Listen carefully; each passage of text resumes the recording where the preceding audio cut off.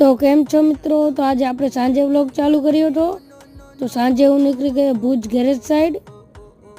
પછી મેં રસ્તામાંથી બંધાવી ચાય બંધાવીને અમે પાછા નીકળી ગયા ભુજ ગેરેજે। પછી ગેરેજે પહોંચીને મેં ચાય કાઢીને અમે બધાએ પીધી ચાય। પછી ચાય પીને હું બોલેરો ખોલવા લાગી ગયો। પછી બોલેરો ખોલીને હું થોડીક વાર બેઠો। થોડીક વાર બેસીને હું પછી ચડ્યો ટ્રકની ઉપર। પછી ટ્રકની ઉપર ચડીને થોડીક વાર ટ્રકમાં બેસીને પાછો ઉતર્યો।